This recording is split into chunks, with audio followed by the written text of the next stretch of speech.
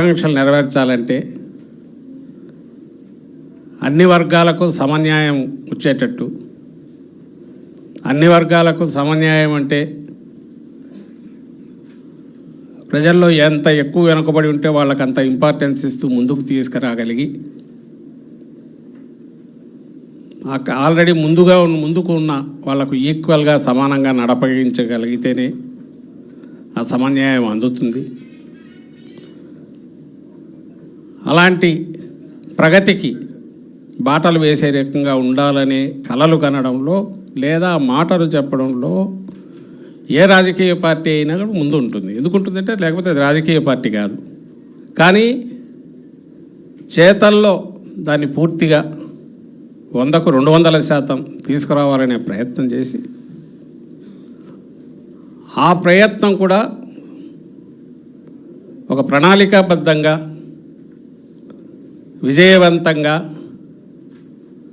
చేయగలిగిన రాజకీయ పార్టీలు స్వాతంత్రం తర్వాత దేశంలో అతి తక్కువగా ఉంటే విజయవంతంగా 5 ఏళ్లలోనే పూర్తి చేసిన ఘనత ఏ పార్టీకైనా ఉంటుందంటే ఒక్క వైఎస్ఆర్ కాంగ్రెస్ పార్టీకి మాత్రమే ఉంది.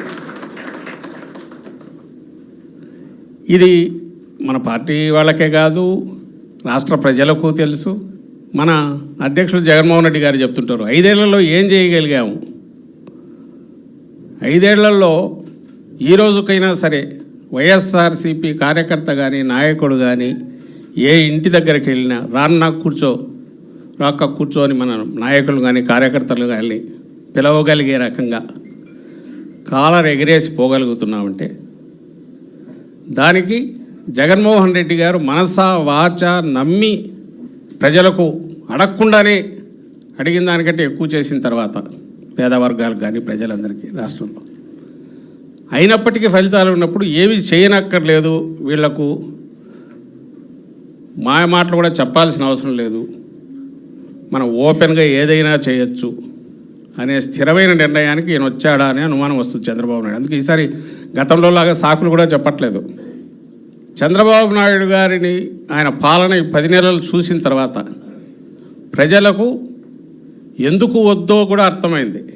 హామీలు ఇచ్చేసి అబద్ధాలని వాటిని ఈరోజు తుంగలో తొక్కేసి ఇంకా 5 ఏళ్ళు తనను ఎవరు చేయలేరని ఆయన సాగిస్తున్న దుర్మార్గ పాలన చంద్రబాబు నాయుడు గారు ఏది ఉందో దాన్ని ఎక్స్పోజ్ చేయడంతో పాటు మనకు సంబంధించినంత వైఎస్ఆర్ కాంగ్రెస్ పార్టీ ఏ రకంగా స్థిరమైన దీంతో ఇంత గట్టి ఎదురు దెబ్బ తగిలిన, అన్ఎక్స్పెక్టెడ్గా ఇంతగా తగిలిన, షాక్ లాగా తగిలిన ఏమాత్రం దాన్ని చెక్కు చెదరకుండా మళ్ళీ అదే దీంతో ప్రజల పక్షాన్ని నిలబడే పార్టీగా మనం ఉన్నామనేది మనం ఇప్పుడు తీసుకెళ్లే కార్యక్రమం చేస్తున్నాం.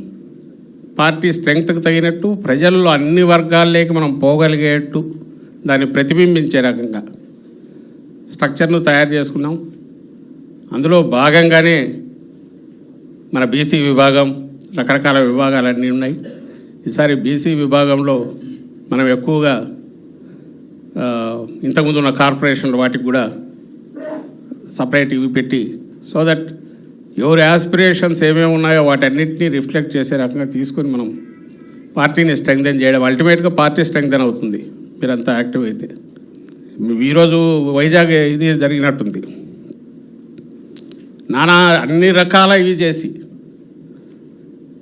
వాళ్ళది ఎక్సెప్షియో మెంబర్లు అందరినీ కలుపుకొని చర్చ చేయడి దాని వరకు అవిశ్వాసం మీద అది నెగ్గించగలిగారు. ఎవరు? ఓ బీసీ మహిళ మేయర్గా ఉన్న చోట మన వాళ్ళు ఎలక్టెడ్ కౌన్సిలర్ల దగ్గర నుంచి గ్రామస్థాయి వార్డు మెంబర్ల దగ్గర నుంచి వేసుకుంటే లక్షల్లో ఉన్నారు. అలాగే ఇప్పుడు పార్టీ పదవులలో లక్షల్లో వస్తున్నారు. వీళ్ళంతా ఒక పెద్ద మెషిన్. వాస్తవం ఏంటనేది ఎప్పటికప్పుడు మనం చెప్పగలగడం.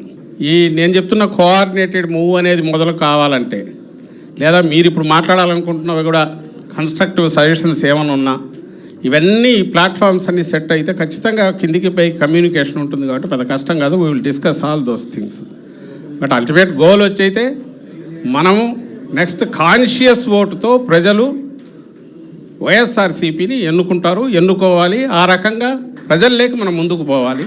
ఆ ఎన్నుకోవడం కూడా రియల్ కాన్షియస్నెస్తో, అంటే మేము ఎందుకు చేస్తున్నాం, జగన్ అన్నను ఎందుకు ఎన్నుకుంటున్నామంటే ఇదిగో ఈ కారణాలతో అన్న స్పృహతో ఈసారి ప్రజలు ఒక ఘనమైన విజయం మనకిచ్చే రకంగా మనం ప్రజల్లోకి అంతగా చొచ్చుకుపోవాలని కోరుకుంటూ I wish you all the best. Thank you.